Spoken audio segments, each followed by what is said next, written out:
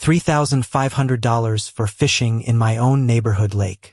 That's what the HOA president handed me on a quiet Saturday morning, along with the smuggest smile I've ever seen. Environmental violation, she said, as if I'd been dumping toxic waste instead of casting a legal line. I'd paid the annual permit. I followed every posted rule. I'd fished that exact spot for 15 years with zero complaints.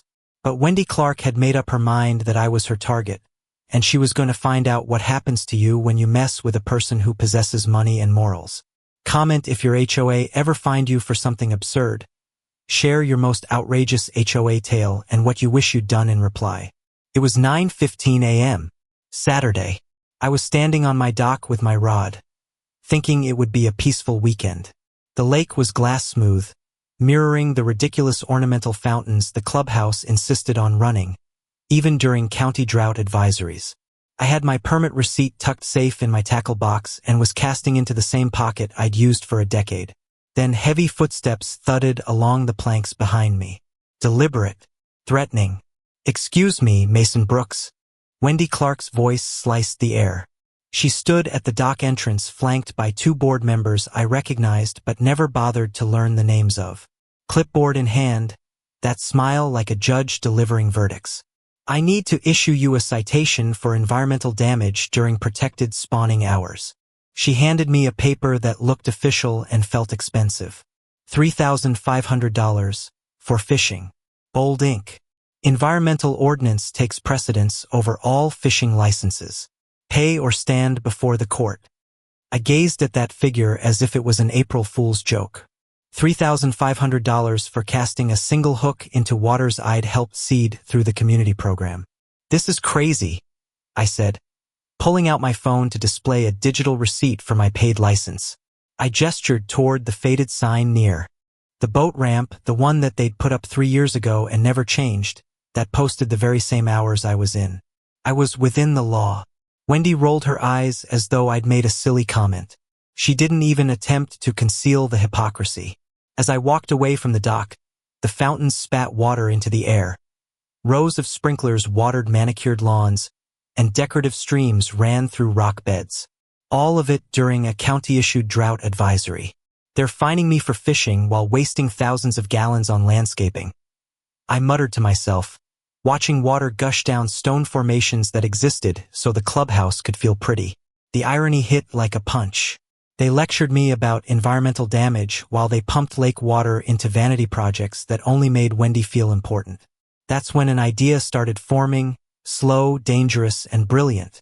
If they wanted to weaponize rules against me, what if I showed them what real control looked like?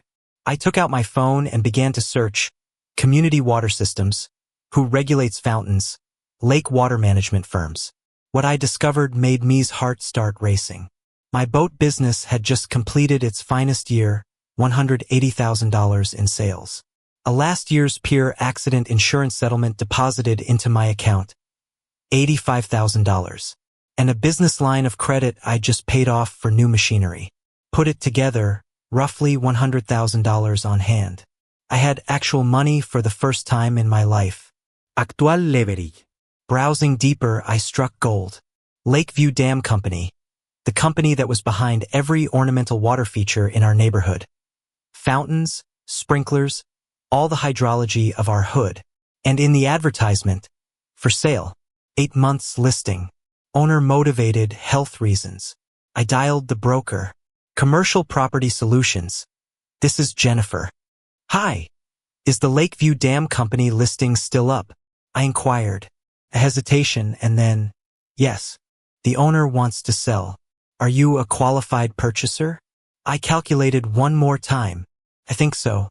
Asking price is $325,000, she informed me. But there's room for a quick close buyer." I stared at the citation again, that $3,500 glare at me from the cheap paper in my hand. Wendy wanted to play environmental martyr? Fine. If she was going to use water as a weapon, maybe it was time someone else had the keys to the pump house. They wanted to punish me for casting a line. I could buy their entire water supply. The strategy didn't need to be heroic, just accurate. Direct the pumps, direct the fountains, direct the story. If the HOA wanted to scold everyone about protected spawning hours and blast full sprinklers during a drought, let them do it on the terms of the person who actually set the valves. I continued reading. Lakeview Dam Company had service contracts, maintenance logs, and paperwork detailing which common area features were serviced off which reservoirs. It even broke out the ornamental fountain schedules. This sort of data makes a neighborhood's entire aesthetic and its politics tick. If I had closed the sale, taken over operations, I could have changed those schedules. I could turn off sprinklers during droughts and make them look reasonable.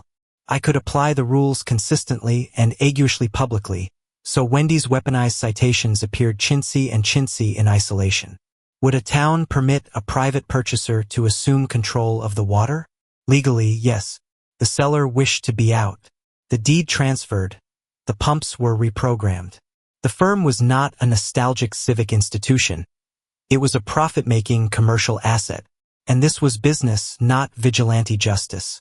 I kept that in mind when I called my accountant and the bank. The figures were tight but doable if I used the line of credit and acted quickly. The fountains grinned at me like trophy laughs on the ride home. $3,500 in black ink on one sheet of paper. I pictured the expression on Wendy's face when the notices arrived from the new water company rather than the HOA president. I pictured planned maintenance coincidentally shutting off the decorative displays on her garden club's grand photo day. I pictured a newsletter. Lakeview Dam Company releases new environmental compliance schedules. All sprinklers offline during county drought advisories. It wasn't revenge for revenge's sake. It was about principle. Wendy was using bylaws to bully residents. She'd made stewardship an extortion tool. I did not care to harm the community, only to halt a bully who emptied the rules out for herself. And if grabbing the pumps taught her something about equality, then fine. Let the water speak. The broker rang the following morning. We had another bid, but it canceled. If you are able to close promptly, the owner will accept a fair price. My heart raced.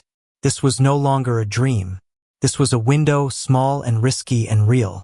I made appointments, assembled documents, and began the rush that converts anger into leverage and dollars into policy. Wendy likely imagined that the citation would embarrass me into submission. She wanted to make a headline, "Local fishermen fined for breaking environmental hours." She wanted the community to be on the side of the HOA process, not on the side of the person they targeted. Rather, she'd set off a chain reaction that was beyond her control. She'd exercised power over water, not understanding that water could be purchased the same way she purchased influence. Now, every time I walked past the clubhouse pools and saw water spraying into the air in the middle of a drought, I didn't feel insignificant. I felt like a person who could bring about change, incrementally, legally, and with sufficient paperwork to make Wendy's threats appear for what they were: petty bureaucratic cruelty. A single fine had cost me patience but provided a way out. Because sometimes the most effective way to defeat a bully is to alter the game board. Purchase the ball. Control the field. And then play by rules that don't allow petty power to get in the way of fairness. If your HOA ever overstepped, let me know below. And if you'd like, I'll report back on how the Lakeview negotiations played out, what I had to sign, and the exact moment the fountains went silent. The math worked. $95,000 in business savings, $85,000 insurance money, and I could pay the rest using my credit line approved by me. Available total $280,000 in cash, and I could pay the balance of $45,000 through monthly installments that would not hurt the business. Walked back home okay, still tightly crumpled in my fist, and met Laura in the kitchen brewing coffee. "Honey," I said, attempting to sound normal. "Do you mind if I purchase a damn business?" She almost spilled the coffee pot. "What do you mean?" I straightened out that citation and placed it on the counter beside her morning newspaper. "They want to charge me $3,500 for legal fishing. I discovered who owns their valuable water features." I showed her the business listing on my phone. What I learned about the seller would turn my whole understanding of this community on its head. Within a week, 2 of my largest boat maintenance contracts were canceled. Environmental issues, they claimed, such as dumping motor oil into the lake instead of fishing with a valid permit. That's when it hit me that this wasn't only about one fine. This was a concerted assault on my business, my reputation, everything that I'd established in this community over 15 years. Wendy wasn't being spiteful. She was attempting to financially destroy me. Well, two could play at that game. And I had assets that she didn't know about. I headed out to the dam facility on Tuesday afternoon. It occupied the north shore of the lake, a small concrete building that didn't appear impressive from the outside but which I'd had enough experience in marine maintenance to know sophisticated equipment when I saw it. This wasn't a rinky-dink business. This was a genuine utility firm with heavy-duty infrastructure. Grant Moore picked me up at the gate, a tall, seasoned man in his 60s with calloused hands and weary eyes. "You're the buyer?" he said, shaking my hand with a firm that indicated he'd worked with his hands his entire life. "Yes," I replied. "I know the business has been up for sale for some time." Grant nodded and opened the gate to the facility. 8 months now. Most folks hear dam company and assume it must be more complex than it is.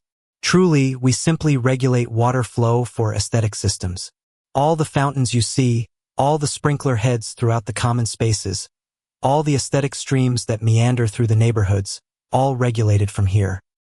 He took me into the control room, and I had the feeling of staring at the nerve center of something much larger than I'd initially realized.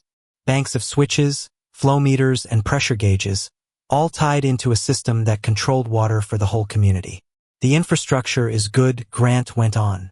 "Maintenance contracts are all up to date. County relationships are okay. Well, mostly okay." His expression clouded slightly when he mentioned that part.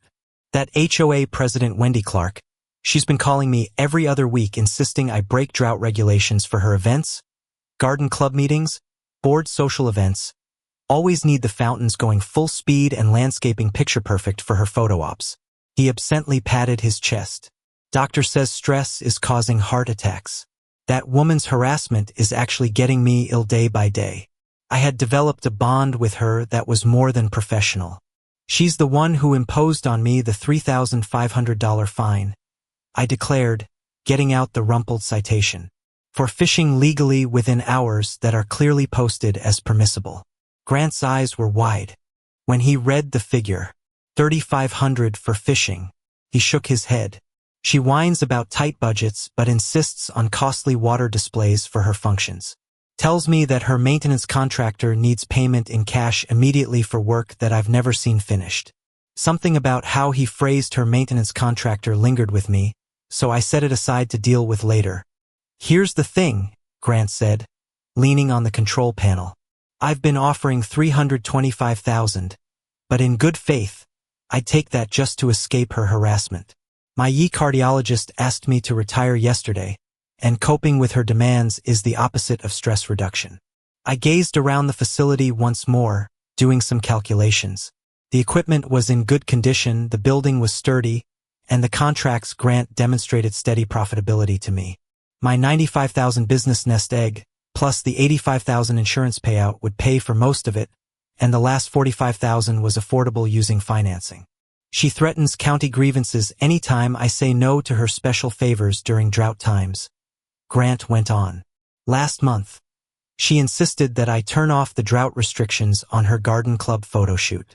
When I told her it would be against county water conservation regulations, she mentioned she'd look for safety infractions in my files. The harassment pattern was forming. Wendy tried intimidating and threatening to have her way, and when that failed, she turned to formal complaints and financial attacks. She'd used the same playbook on both of us. Laura accompanied me to the second meeting on Wednesday. As our store's bookkeeper, she wished to examine the financial statements herself.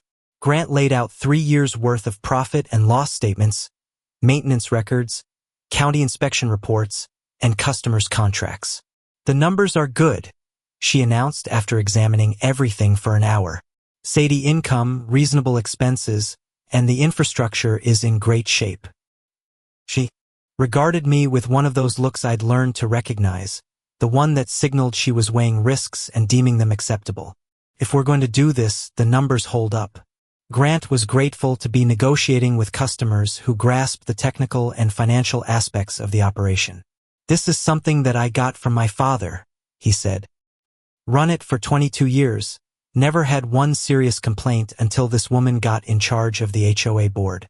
Now she calls my house in the middle of the night, sends her husband over to check on the facility, and makes anonymous complaints about response times. He produced a folder full of correspondence. I've kept all of it, thinking maybe I'll need it one day. That night, Laura and I sat at my kitchen table with the purchase agreement between us. It's a leap, she said, but the business fundamentals are good, and honestly, owning important infrastructure may be the only means of putting an end to her harassment. Psych. I signed on the signature line and wrote a check for $25,000 as a deposit. Grant had agreed to owner financing on the remainder, keeping payments manageable while providing him with the retirement exit he required. What Grant said next about Wendy would lead me to understand this was more than my fishing fine. I thought as we sealed the deal with a handshake. The county would have to okay the change in ownership, a process Grant estimated would take roughly 60 days. But for the first time since that absurd citation, I felt like I had a way out that did not include lawyers or folding under pressure. The old adage is true. Sometimes the best defense is to purchase what your adversary believes they own. The community meeting was standing room only, and it should have been my first clue that Wendy had been busy spreading her tale. I entered that room expecting to give my version of the phishing citation, perhaps secure some support from the community, and get on with things. What I received instead was a coordinated character assassination that made me question whether I'd somehow misplaced myself in some kind of totalitarian nightmare under the guise of a homeowners association. Wendy had assembled a complete multimedia presentation. Professional slideshow, printed copies of the handout she'd somehow bullied the community center into bringing in a projection screen. Ladies and gentlemen, she started, we're here today to talk about a serious environmental hazard to our lake ecosystem. She advanced to her first slide, a picture of what appeared to be heavy erosion damage to the shore. This is the type of damage we're witnessing from illegal fishing operations during protected spawning seasons. The picture was convincing. I'll grant her that. It featured mangled vegetation, muddied water, and definite signs of environmental devastation. It was also intact. I identified that shore damage from last spring's intense storm system. The county had even published a report on weather-related erosion damage to local waterways. But Wendy used it as proof of environmentally devastating fishing-related activity, complete with arrows drawn through areas she said indicated frequent unauthorized entry. She had a legitimate-looking document, testimony that sounded technical, and a slideshow that would have impressed me had she not been using it to target me. The degree of preparation was truly frightening. We've spoken with environmental professionals, Wendy went on, gesturing to a video screen, and there's no question. A middle-aged male in a generic office environment started talking about spawning habitat disruption and fishing impact on local ecosystems. Generic talking points concerning environmental conservation that might have been used for any body of water anywhere within the nation. I took out my phone and quickly searched as he spoke. Lo and behold, the same. Verbatim expert slideshow was downloadable from a template website that marketed stock environmental material to HOA boards. The people in the community were gobbling it up. Neighbors I had known for years were nodding in earnest, furiously writing notes, posing serious inquiry about lake preservation. As soon as Wendy opened it up for comment, hands went up right away. What can we do to prevent this type of damage in the future? What kind of legal actions can we take? Should we ban fishing outright? The manipulation was brilliant and just maddening. She'd taken my legal fishing activity and made it a supposed environmental emergency, calling for instant community involvement. I finally got called on to speak. This is all made up, I insisted, standing up with my fishing license and pictures of the real regulation sign. I hold a current yearly permit. I fish within posted legal hours, and that erosion damage was due to the storm system last spring, not fishing. I attempted to display the photos on my phone, but Wendy cut me off right away. Environmental protection takes priority over fishing licenses when spawning habitat is in jeopardy. The proof was in the pudding. She waved her slideshow around like it was peer-reviewed scientific study rather than downloaded templates and incorrectly labeled storm damage photos. The vote was unanimous. 52-11 to outrightly ban repeat environmental offenders from lake access until such time as outstanding violations were resolved. They actually singled me out in the resolution, which would be filed with the county and become part of the permanent community record. My neighbors, individuals who had purchased boats from me, who'd taken me to barbecues, who'd borrowed tools and told fishing tales, voted to banish me from the lake on the basis of phony evidence and trumped-up environmental issues. The betrayal stung more than the fine, but Wendy wasn't through. Under the guise of closing arguments, she named recent investments in community infrastructure and projects currently underway to enhance our environmental stewardship. She recited budget figures for security upgrades, landscape improvements, and water management upgrades. I surveyed the room for evidence of these expenditures and noticed nothing. The same tired landscaping, same tired security configuration, same tired everything. Where on earth had all this money been spent? That evening, I phoned Grant and informed him I was prepared to finalize the purchase right away. They ruined my reputation based on phony environmental data. I told them, they banned me from the lake in which I had legally fished for 15 years. This is no longer about one citation. This is about systematic harassment and abuse of power. Grant was silent for a long time. Son, if you're doing this for revenge, the county won't okay it. But if you're doing it because someone needs to run that facility legally and effectively, that's a different story. It's about justice, I explained to him. They catch me for fishing while they waste water on vanity landscaping. They use phony evidence while pretending to save the environment. They cast votes to ban people from living here on the basis of deceit and discussing investments in the community that people can't see. I could hear Grant gasping for air at the other end of the line. You know what? He finally spoke up and said, I've been trying to sell to the right buyer for months. Someone who knows water management. Someone who will do it by the book. Someone who won't succumb to her pressure. Perhaps you're just what this facility requires. The following morning, I went to Grant's office with a cashier's check for $25,000. We executed the purchase agreement on the condition that the closing be later if the county approved the change of ownership.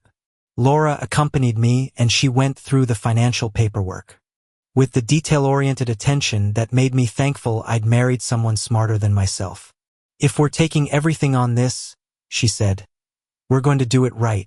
The 60-day county review process would not be an issue, Grant assured us, based on my marine maintenance experience and the facility's spotless inspection record. Pulling out of the driveway with a copy of that signed purchase agreement in my hand felt dreamlike. 3 days before, I had been a boat store owner who dreamed of fishing undisturbed on weekends. Now I was in the process of buying out the company that held sway over every decorative water feature in my neighborhood. That $3,500 fine suddenly became the most costly gaffe Wendy ever made. I said to Laura.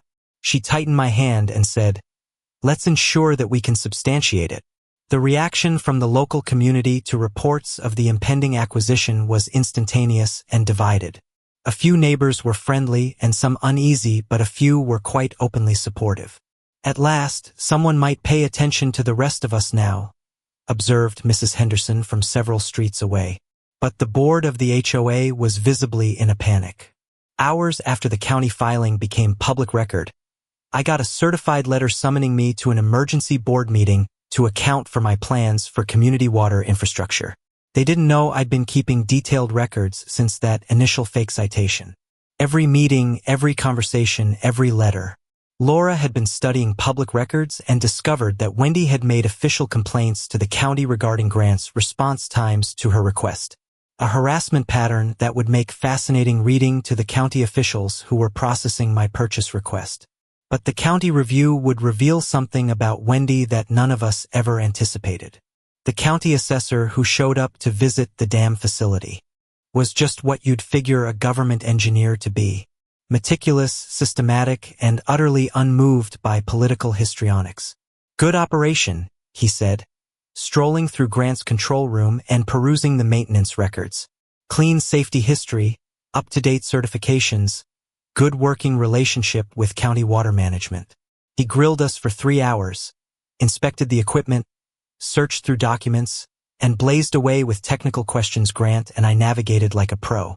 For a qualified buyer, selling transition should not be hectic. But what shocked me was not the inspection. It was the speed with which news of the county visit went round.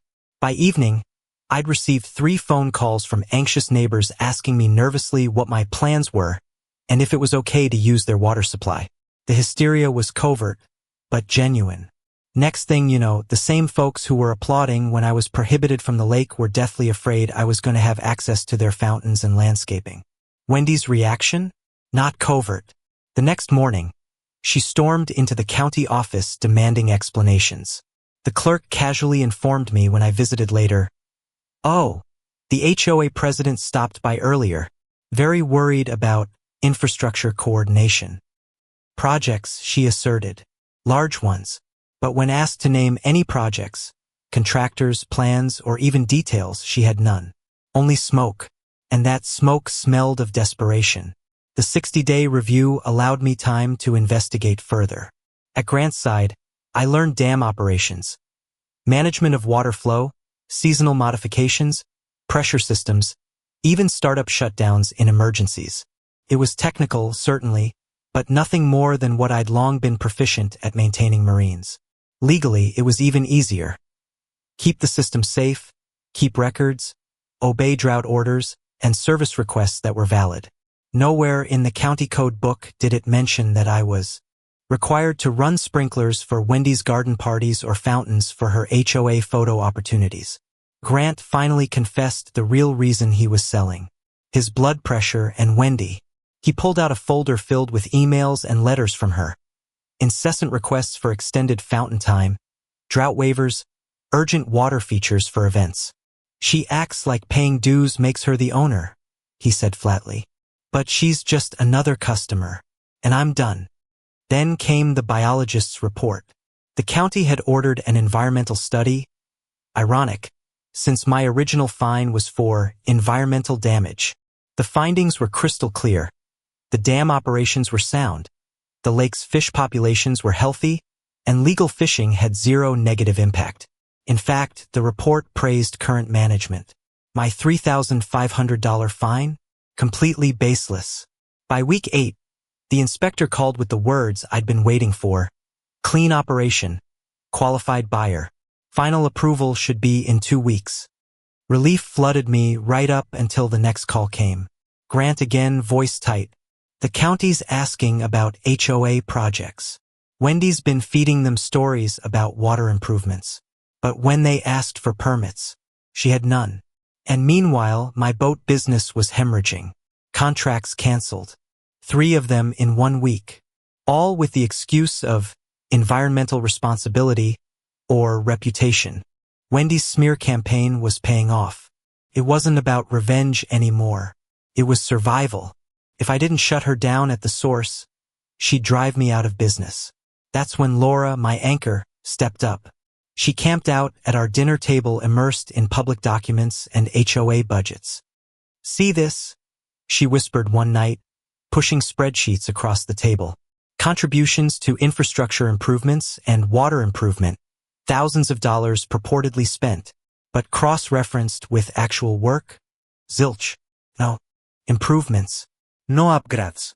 No paper trail. The pattern came together. Wendy wasn't merely power-seeking. She was stealing HOA money. Bogus projects. Inflated costs. Ghost contractors. And the environmental fine she slapped on me? Probably just a distraction to keep me from poking around where the numbers didn't add up. She wasn't protecting the lake. She was protecting herself. Then the breakthrough. Friday afternoon, Grant called. "County approval's in. You're officially cleared for utility operator licensing. Transfer is approved pending final paperwork." My stomach plunged and lifted simultaneously. Relief, fear, expectation. 2 weeks from now, I'd own the system that regulated every fountain, every sprinkler, every decorative stream in this neighborhood. That weekend, I strolled the neighborhood at a crawl, scanning each wasteful spout of water shooting into the air in the middle of a drought. Sprinklers going off at noon, fountains thundering like Vegas, decorative streams running simply to be pretty. All of it, every last drop, soon to respond to me. Monday morning, I sat in the county office putting pen to final signatures. The clerk gave me the operator's license and a tiny ring of keys. "Congratulations, Mr. Brooks. she said. "You're now the certified owner and operator of Lakeview Dam Company." Grant grasped my hand tightly, relief sweeping across his face. "Take care of her. And don't let that woman push you around like she pushed me." It was only a few minutes later that I was in the dam control room, switches, gauges, flow monitors, all mine now. I took the crumpled $3,500 citation out of my pocket, the thin piece of paper that had set this whole thing off. They charged me for fishing. Now I owned their water supply. What I didn't know at the time was that Wendy's fascination went deeper than anyone imagined. And losing control of the water would not only embarrass her, it would reveal precisely why she'd worked so diligently to bury me in phony fines. Because sometimes paying your way to justice exposes crimes you never suspected you'd stumble upon. Day 55 of the review process for the county, and my phone rang at 8 a.m. "Mr. Brooks, hi, this is Janet from County Utilities. Your transfer of ownership has been approved officially. All conditions satisfied, paperwork done." I'd waited for that call almost 2 months, but to hear it still seemed unreal. I was soon to be the official owner of the infrastructure that regulated water flow to each fountain, each sprinkler system, each decorative stream in our neighborhood. The authority I was gaining seemed nearly too large to fathom. Wendy's response to the news was rapid and desperate. Hours after county filing became public, she made one final legal attempt through her lawyer. Emergency injunction to stop transfer of ownership because of conflict of interest, the paperwork asserted. But the county had done everything by the book. I'd fulfilled all the requirements, and Grant's endorsement had a lot of pull with local bureaucrats. All the requirements met, the county replied. Transfer approved, filed. Her last chance had utterly failed. The closing was conducted one Wednesday morning at the Grant attorney's office. Piles of documents, wire transfers, liability insurance policies, and operations handover documents. When I put my signature on that last ownership transfer document, I could feel the load of actual responsibility landing on my shoulders. This was not revenge anymore. I was now in charge of key community infrastructure that people relied on every day. Grant grinned 10 years younger as we shook hands. "She's all yours now," he said. "Run her legally and safely, and you'll never have issues with the county." The following 3 days were high-intensity operation training. Grant took me through each system, each emergency protocol, each routine maintenance need, management of water pressure, flow, control systems, seasonal adjustments for drought, and coordination protocols with the county water authority. The most crucial aspect, he stressed, is that we should have proper documentation. Each shutdown, each maintenance procedure, each change in operation has to be documented and submitted to the county. But I did take careful notes and learned how to operate the control systems until I was able to handle them with ease. Neighborhood buzz about the transfer of ownership filtered out informally. Neighbors accosted me at the supermarket with friendly inquiries regarding continuity of service and whether there would be any changes in operating procedures. The underlying fear was apparent. Folks were waking up to the fact that their fountains, their flawless landscaping, and their beautiful water features were now at the mercy of the man they had voted out of their lake. I couldn't help but think of the irony of it all, though I did try to keep my face impassive while having these discussions.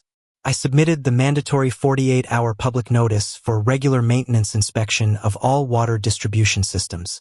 County regulations mandated advanced notice for any service interruption, even temporary ones. The notice was professional, technical, and gave no indication of my personal motivations. Scheduled maintenance activities may require the temporary suspension of decorative water features. Drinking water systems are not affected.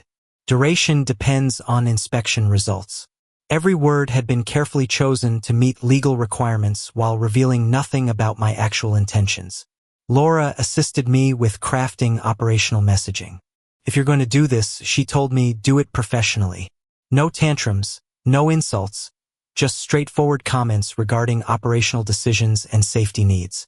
We wrote responses to possible questions, rehearsed serene definitions of principles of utility, management, and prepared documentation to accompany each action I'm going to take. The second you lose your temper or sound petty, you lose credibility, she reminded me. Sunday evening, I was by myself in the dam facility control room staring at the switches that would either validate 15 years of legal lake access or label me as the petty tyrant Wendy would certainly accuse me of being. The $3,500 fine that had begun it all was tacked to the bulletin board beside the operational policies. $3,500 to fish legally had cost me more than $300,000 to acquire the water source of my accusers. The economics of justice, it seemed, cost more than I had anticipated. I phoned my insurance agent to ensure liability insurance was sufficient for the transfer of ownership. Utility work is a big responsibility, he said. Any shutdown must be well documented and justified. I promised him that all actions would be in line with county ordinance and best operational practices. What I didn't say was that county ordinance allowed utility operators wide latitude for maintenance work and safety inspections. The community app was abuzz with rumors about the upcoming maintenance inspection. A few of the residents were concerned about landscaping impact. A few others inquired about the new ownership scenario, and some were quite openly supportive. Perhaps now we'll see decent utility management rather than political patronage, said one comment. The lines were being drawn. Not all of the residents had sided with Wendy's Green Warrior campaign or the neighborhood's choice to ban me from access to the lake. I spent Monday morning poring over all county regulations that cover utility operations, emergency shutdown, maintenance scheduling, notification to customers, and documentation requirements. All my intended actions were within the bounds of legal operating parameters. The county had vested authority in utility operators to operate systems in accordance with professional expertise, safety needs, and conservation requirements for resources. My actions would be lawful, properly documented, and well justified under current regulations. I phoned Grant on Tuesday night for the last time. Last words of wisdom? I asked. He paused. Don't forget that power is a responsibility, he said at last. No matter what you do tomorrow, see that you can answer for it to yourself, to the county, and to the people you work for. Don't allow personal emotions interfere with professional decision-making. It was wise counsel from a person who had balanced that for more than 20 years. Wednesday morning, I was at the dam facility before daylight. The control room was empty except for the hum of monitoring gear and the quiet ripple of water flowing through distribution piping. I scanned each gauge, read every system status, and assembled the documentation I'd require for what came next. At 7 a.m., I'd throw those switches and either demonstrate a principle of environmental stewardship and civic responsibility, or affirm that I'd allowed a snit of a fishing find to make me the very type of small-time despot I'd always so scorned. But what came next would show that occasionally the best revenge is served from the unlikeliest of quarters, and that $3,500 in fabricated charges can expose crimes more valuable than anyone could have dreamed. The water was on the verge of shutting off, but the truth was just about to flow forth. 7 o'clock Wednesday morning, and I'm standing in the control room of the dam facility with my hand on the master shutdown switch. Out the windows, I see residents congregating close to the community center. Some holding coffee cups, some holding cameras, all eyes fixed on the electronic warning signs I'd posted the previous night. Planned maintenance, ownership transfer for new dam company, ornamental water systems temporarily. Out of service. The county inspector had come early to observe the operational handoff, clipboard clutched in his hand, joshing about adherence to proper procedures. I had been getting ready for this day for weeks, but to see it in front of me was still unbelievable. All of the fountains throughout our complex, all of the sprinkler systems that irrigated the immaculately manicured common grounds, all of the weeper streams that snaked through the neighborhoods, all controlled by the switches before me. It was all about to fall silent due to a $3,500 fine that had pushed me beyond what anyone should ever be pushed. I breathed a deep breath and stepped outside to speak to the increasingly large gathering. Good morning, everyone. My name is Mason Brooks, and I am now the officially certified owner and operator of Lakeview Dam Company. I held up the ownership documents and keys to the facility for all to view, ensuring the cameras captured county stamp of approval and official documents. Some of you know me as the owner of the boat shop for which I was fined $3,500 because I was fishing legally within posted limits. You voted, some of you, to prohibit me from the lake on false environmental facts. I took a pause for effect. Today, I'd like to demonstrate to you what true environmental stewardship is. That's when Wendy stormed in, raging over the parking lot with 3 members of the board in tow. "You can't simply purchase the goddamn company over a fishing violation," she yelled for all to hear. "This is against the law. You're blackmailing the community." I stood up to meet her with my calmest face possible. "Fact is, Wendy, I can, and I did. Here's the notarized county approval. Here's my utility operator's license dated yesterday." I stood on the documents that had made my ownership legal and legitimate. "That $3,500 fine for environmental destruction?" I said to the crowd, but with eyes on Wendy. "Here's my environmental response." I strode back into the control room with everyone in tow and started throwing switches. One by one, the systems that had operated nonstop for decades began to shut down. The decorative fountains near the clubhouse sputtered and died. The sprinkler systems that had been watering already lush grass under a drought advisory ceased mid-cycle. The ornamental streams that existed solely for Wendy's taste slowed to dribbles. The reaction of the crowd was precisely as I had anticipated. Silent shock followed by the ring of phones being taken out to record what was being seen. Some of the residents were shocked. Others appeared to be wondering what would ensue next. And a few were obviously enjoying the theater. "This shutdown will persist," I declared, "until the HOA deletes all of the fraudulent environmental infractions from my file and makes a public apology for the character assassination campaign against me founded on forged evidence." Wendy's face had turned pale, then red, then pale again. "You can't hold the whole community's water hostage in the name of a mere fine," she complained. "This is environmental terrorism." I pulled my phone out and held up the crowd the county drought advisory that was still active. "In fact, this is environmental compliance. County ordinances mandate the conservation of water when we are in drought. Non-essential irrigation and decorative fountains are specifically named as systems that need to be shut down. I want to be very clear," I said, "and I wanted my voice to reach every single one of you. The city drinking water supply is not affected at all.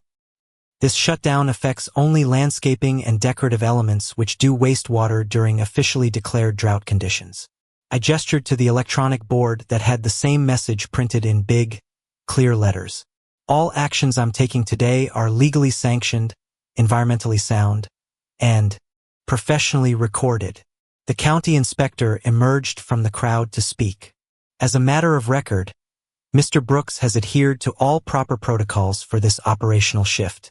His records are in order, his credentials are confirmed, and his authorization to operate these systems is legally binding." He stared at Wendy. "HOA boards don't have operational control over privately owned utility infrastructure. They're customers, not owners." Laura appeared at my side, having driven over after she heard the shouting from our home. "My husband didn't begin this fight," she shouted loud enough for all to hear, "but he's going to get it done right." She gave me a folder packed with paperwork I'd worked on in anticipation of this moment. All the deception spoken at the community meeting, all the false environmental data, all the votes made on false information, it's all in here. A few neighbors started questioning things I'd been eagerly awaiting to hear. "What false evidence?" interjected Mrs. Henderson. "What deceptions at the community meeting?" I opened the folder and removed side-by-side pictures. Wendy's slideshow of claimed fishing damage versus the county report of the same locations as storm-related erosion. The environmental damage she attributed to my legal fishing was due to extreme weather last spring. She was aware of that but employed the pictures anyway to validate deceitful tickets. The expert testimony she presented at the meeting. I kept drawing out pages printed from the website where she had downloaded the generic environmental presentation. For sale online for $99. Generic talking points that could be used for any body of water anywhere. Not our lake, not founded on an actual environmental analysis, just stock footage made to appear official. More residents arrived as the crowd got bigger to find out what was going on. One or more people had obviously been trying to pass word around in the community that the owner of the dam was turning off water and accusing HOA of fraud. "How long will the water be off?" shouted a voice in the back. I stared at Wendy before responding. That will depend entirely on how much of a rush the HOA board makes in fixing the fraudulent activities that got us here. Wendy attempted one more desperate tactic. "This is revenge," she yelled. "He's punishing the whole community because he got busted violating environmental laws." I unfolded the fishing citation form provided, now laminated and stapled onto my operating clipboard. $3,500 for fishing legally with a permit during posted hours in the same place I have legally fished for 15 years. You call that violating regulations? I refer to it as the most costly learning experience this community has ever undergone. I told them, folding the citation up and placing it back in my pocket. They tried to ruin my business and reputation with bogus environmental complaints. But they ended up teaching me what true environmental protection entails. Safeguarding honest citizens from predators who abuse their power. A journalist had come from the local paper attracted to the odd tale of a homeowner purchasing a dam company over an HOA dispute. "Mr. Brooks," she called out, "what is your message to other homeowners with similar issues?" I considered for a moment all the communities where residents were bullied by HOA boards drunk on petty power. At other times, you must purchase precisely what they believe that they own to demonstrate that responsibility is more important than power. The water displays had remained quiet for 30 minutes and the psychological effect was apparent.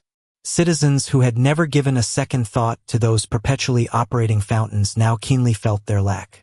The once immaculate grounds, always hungry for constant watering, already began to wilt in the morning heat.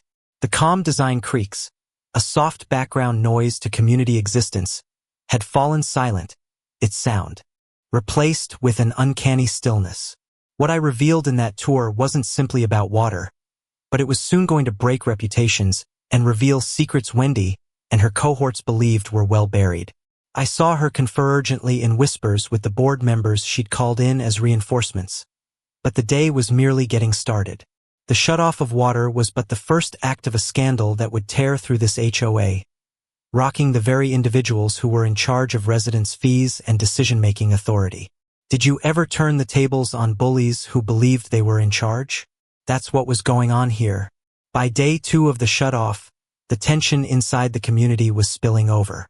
Lawn grasses were turning brown, flower beds were in ruin, and planned clubhouse activities were suddenly canceled while fountains ran bone dry. Property values were the raging topic of debate on message boards, with hysterical arguments over long-term repercussions of continuous utility wars. The HOA board dashed into 3 emergency sessions in a span of only 48 hours, but not a single one yielded an apology or even the promise of accountability. And Wendy? Her desperation spun out of control sooner than I anticipated. On Wednesday evening, she actually phoned the sheriff's department and reported infrastructure terrorism over a mere fishing citation. The officer who answered looked at my paperwork, checked county permits, and came at her cold. "Ma'am, owning and operating utility infrastructure isn't terrorism. It's business." The approval was welcome, but Wendy's stare made me think one thing. She wasn't finished. Not by a long shot. Thursday brought the actual turning point. The county inspector showed up for the regular 72-hour safety inspection. What he found behind the main distribution panel brought us both to a halt. An outlaw, unauthorized pump system not indicated on every official diagram. His flashlight beam caught pipes drawing directly from the lake, dodging drought conservation restrictions, and covertly transferring water to the clubhouse landscaping. I called Grant right away. "Did you have knowledge of a standby pump?" His silence spoke louder than any words. At last, "No. If that machinery is out there, it wasn't put on during my tenure and definitely not legally." The inspector was already taking pictures and making notes. "We'll require receipts and signatures. Someone signed off on this and it wasn't the county." That's when the money trail started to unravel. Within a matter of hours, he ordered all documents associated with clubhouse irrigation improvements in the last 2 years. The bills were incendiary. $45,000 charged for a pump system that normally costs $15,000 fully installed. Where did the additional $30,000 go? The inspector demanded bluntly. The further he inquired, the darker it became. Inflated receipts, bogus contractor names, budget lines for non-existent improvements. The trend went back 18 months, with more than $127,000 diverted from community coffers through a shell business, Clark Maintenance Services, registered at Wendy's home address. By Friday, the local journalist was back, this time with a photographer and tougher questions. "This is no longer a utility dispute," she said to me. "This is financial crime." When she bullied me into making a statement, I selected wisely. A $3,500 phishing fine just uncovered years of systemic theft from this community. That night's community meeting was unprecedented in our HOA's history. The room was packed, residents clamoring for answers to missing money, phony environmental claims, and financial fraud. Wendy attempted one final spin of the story, portraying it all as harassment that stemmed from my fine for phishing. But the journalist wasn't going to let her get away with it. She stood, holding aloft a folder full of hard copies. "Mrs. Clark, why did Clark Maintenance Services charge this? HOA $45,000 for a $15,000 pump?" Wendy's breakdown was as inevitable as it was astonishing. "This is all his fault," she yelled, pointing her finger at me in front of hundreds of neighbors. That phishing fine caused it all. But the truth was already out, and the community no longer believed her. "He purchased the damn company solely to disrupt our community." But the reporter pushed further. "What about the missing HOA money for $127,000? How do you account for company invoices mailed to your address for jobs never done?" The county district attorney's office launched a formal investigation Monday morning. Detectives from the Financial Crimes Unit spoke to residents, went over bank statements, and pored over 3 years' worth of HOA financial reports. The evidence was overwhelming. Systematic theft masquerading as community development, inflated contractor expenses diverted into Wendy's own accounts, and forged records to conceal the theft. The phony environmental hysteria surrounding my phishing citation had been a last-ditch diversion to redirect attention from monetary crimes that she knew would ultimately be found out. Tuesday night, Wendy Clark was taken into custody at yet another emergency HOA meeting on charges of embezzlement, fraud, and breach of fiduciary duty. The handcuffs snapping into place in front of the community she terrorized through phony environmental crises was poetry justice I could not have written myself. "This is harassment," she yelled while being escorted away by the detective. All because of a phishing fine. The detective's answer was businesslike and adamant. "Ma'am, this is due to financial crimes. The phishing fine simply aided us in finding them." The public response to the arrest of Wendy was shock, outrage, and embarrassment.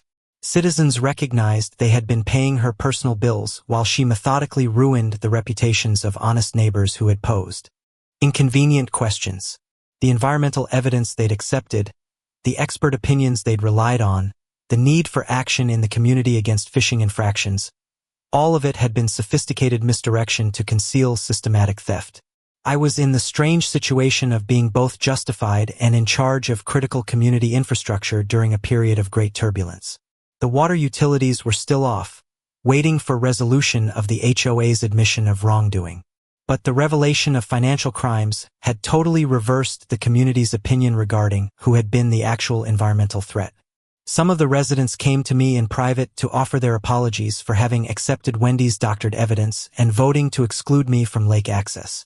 The journalist's inquiry had developed into a front-page expose that caught the attention of area media.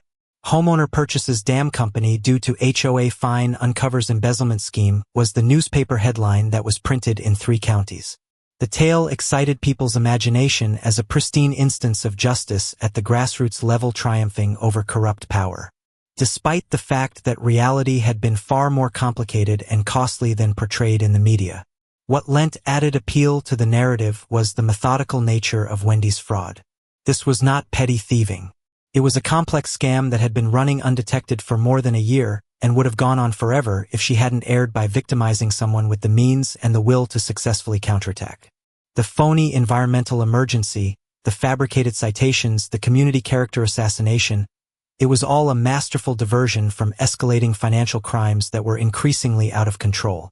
But what the FBI found next would demonstrate that Wendy was merely the beginning of an iceberg that spread from the very center of the county, and that my $3,500 fishing fine had unwittingly touched off a probe into corruption that spread much farther than our little lake town. The water shutdown begun in the name of personal justice was on the verge of becoming the impetus for systematic change that would safeguard hundreds of families from abuse of the same kind. The arrival of the FBI Financial Crimes Squad early on a Thursday morning. 3 black SUVs in the dam facility parking lot made our community controversy suddenly much greater and more somber than anyone had expected. "Mr. Brooks," the senior agent replied, "your reporting of harassment and financial abuse has assisted us in making connections to comparable schemes in numerous communities throughout the county. What had begun as my solitary battle against one rotten HOA president had unwittingly uncovered a crime ring that had been operating with impunity for years." Wendy's arrest had prompted an examination of other HOA boards where she had worked as a consultant or board member.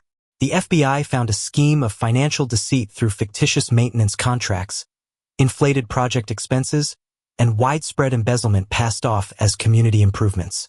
"Your fishing fine battle just uncovered a multi-community embezzlement ring," the agent said. "The report you submitted regarding harassment strategies and misdirection was helpful to us in understanding the modus operandi of these schemes." Overnight, my role changed from a grieving homeowner to focal witness in a federal case. The chronology I'd kept tracking Wendy's increasing harassment, Laura's financial records proving discrepancies in the budget, even the torn fishing citation that had begun it all became evidence in a case that would eventually involve 12 HOA boards and more than $2 million of pilfered community funds. The stand-room-only emergency HOA meeting convened to deal with Wendy's arrest and the federal investigation. Neighbors who had cast their votes to prohibit me from the lake 6 weeks prior were rising to make public apologies for having accepted false evidence and upheld fraudulent charges. "We ought to have questioned more," said Tom Richardson, a member of the board who had voted enthusiastically for the vote for environmental protection. "We relied on authority rather than questioning evidence." I stood at the podium in the very same community center where Wendy had delivered her phony environmental slideshow and spoke to neighbors who were learning about their community leadership in a whole new way. That $3,500 penalty taught this community what real environmental protection looks like. I told them, protecting residents from predators who abuse their power and steal from the people they are supposed to serve. The applause was warm and prolonged, but I was more relieved than elated. The water restoration ritual was held on a Saturday morning with county officials, neighborhood residents, and media members in attendance at the dam facility. As the duly certified owner and operator of this utility facility, I declared I'm putting into practice new policies based on transparency, conservation, and democratic participation of the community we serve. I threw the switches that switched on the fountains, rebooted the irrigation systems with conservation-friendly schedules, and revived the decorative streams that had been quiet for 2 weeks. The business effect of the entire experience had been worse than I'd anticipated. The tale of a boat shop owner acquiring a dam company to battle HOA corruption had drawn customers from all over the area. "You're the man who stood up to the corrupt HOA" became a standard salutation from first-time clients who traveled significant mileage to patronize a company that had taken a stand against institutional abuse. There had even been a 30% increase in revenue over last year, yet Wendy's world was crashing down. Federal prosecutors proposed to her a plea agreement: 4 years in federal prison, complete restitution to all victims, and cooperation in uncovering the other corruption rings she had secretly bankrolled. Her assets, including extravagant house remodels paid for with stolen HOA funds, were confiscated and sold off to pay the communities she had cheated. The very house remodeled with pilfered funds was auctioned off. Proceeds returned back to the neighbors she had betrayed. 6 months on, the fallout ignited something greater than any individual scandal. The county enacted sweeping HOA reform legislation. Tough financial transparency, limits on fine amounts, due process required for infractions, and independent oversight on each community budget. Local media dubbed it the Brooks Act, not for heroism, but because a single pig-headed refusal to accept a $3,500 injustice uncovered years of systematic corruption. That one act of defiance set the model for reform throughout the whole state. I retained the company not as a prize but as a duty. A professional manager now operates it on a daily basis, profits being invested into lake enhancements democratically elected with each dollar publicly accounted for. Transparency took over from secrecy. Accountability replaced misuse. Framed and hung on my office wall is the notorious phishing fine. Not as a triumph, but as a reminder. The dearest lessons teach the greatest truths. Power does not negate responsibility, and bullies always come crashing down when brought into the light. Sometimes the proper response to a $3,500 falsehood is $325,000 of truth.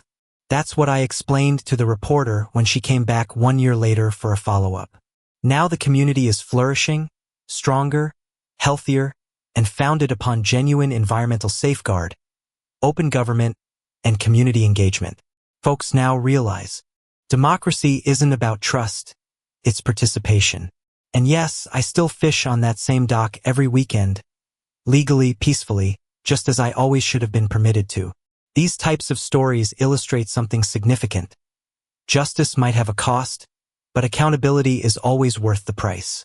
We at Neighbor Wars HQ are convinced that uncovering corruption and abuse of authority sets off reverberations that travel far outside one neighborhood. They motivate others to stand up against wrong, call for openness, and recall that regular people have the power to make spectacular differences when they refuse to accept the unacceptable. If this report resonated with you, if it reminded you that the bravery of one can expose corruption and shield entire communities, please like this story. Your support ensures these echoes find people waging their own wars against corrupt power, questioning whether resistance is worth the price. Thank you for listening to me today. I'll catch you in the next video, where we lay bare another tale of everyday people pushed to extremes and the remarkable change that ensues.